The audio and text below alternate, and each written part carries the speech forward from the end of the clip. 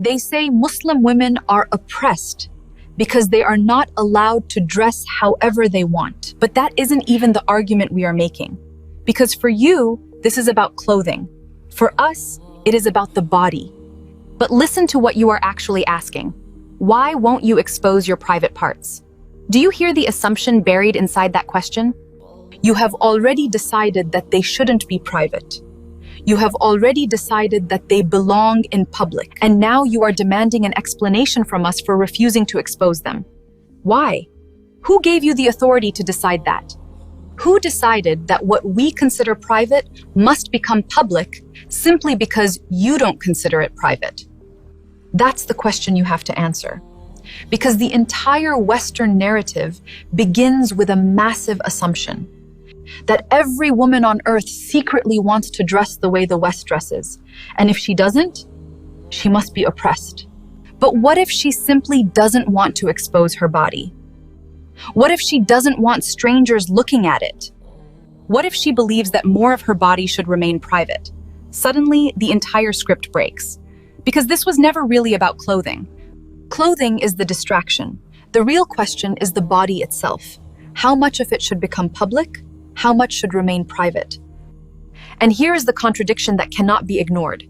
Even the secular West believes in private parts. You already have boundaries. You already believe certain parts of the body should not be publicly exposed. You already recognize that some forms of exposure cross a line.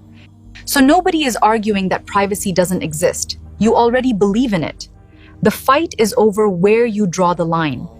And more importantly, who gets to draw it? Because the moment you ask that question, the supposed objectivity starts falling apart.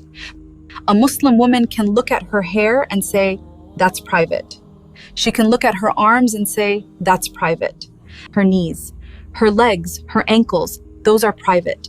Not because she hates her body, not because she is ashamed of existing, not because somebody has convinced her that her body is disgusting, but because she believes privacy itself has value. And who exactly are you to declare, no, your definition of privacy is invalid, ours is correct? Why? Why is one civilization allowed to draw boundaries around the human body while another is mocked for drawing those boundaries differently? Why is exposing certain parts considered normal while covering those same parts is treated as oppression? Who made that rule? Who decided that privacy has to stop at one particular line? Why can't that line be further in? Why must your boundary be the maximum boundary? Because the moment a Muslim woman says, my hair is private, my arms are private, my body is not for public display, the response often becomes, no, not those parts. Those don't count. But according to who? Modern fashion? Advertising culture? Entertainment industries built around visibility and exposure? Or simply whatever a particular society has decided to normalize at this particular moment in history? Because here's the problem. Those standards keep changing. What one generation considered excessive exposure can become completely ordinary to the next. What one society considers acceptable, another may consider immodest. What was once shocking can become fashionable. What was once private can become public. So if the boundary keeps moving, why pretend your current boundary is some timeless law of human nature? And this is where the argument, it's just culture, begins to collapse too. Because consider women who were actually raised inside Western secular societies.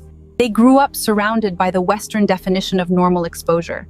They lived with those standards. They absorbed those assumptions. And then they willingly embrace Islam. Something changes, not their nationality, not their ethnicity, not the country where they were born. Their understanding changes.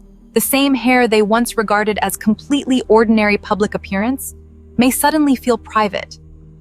The same arms they once exposed without a second thought may suddenly feel intimate. The same body, now viewed through an entirely different moral lens. And why?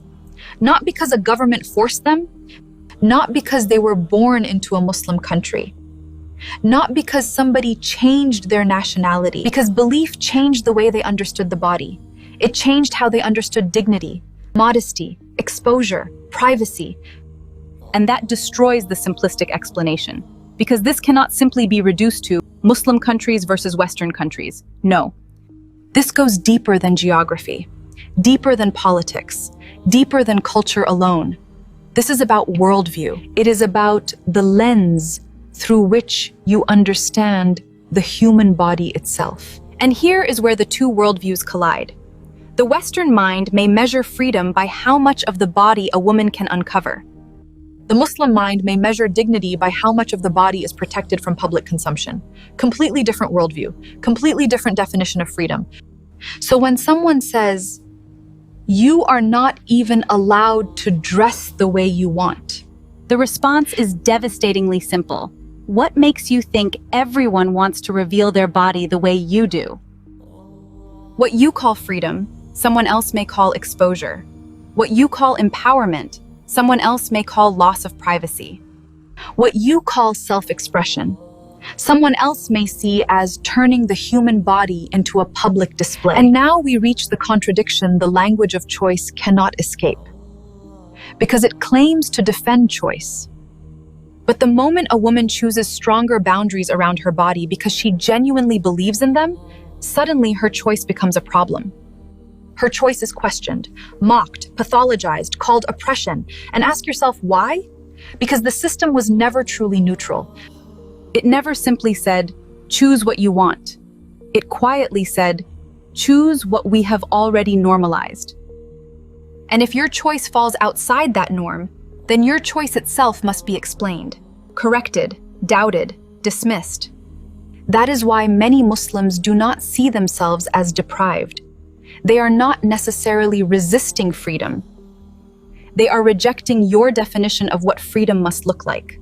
They are rejecting the assumption that freedom requires greater exposure. They are rejecting the idea that dignity increases as more of the body becomes public. And ultimately, they are defending something much more fundamental, the right to decide for themselves what belongs to the public and what remains private. Because when it comes to our bodies, nobody else gets to decide for us what counts as a private part.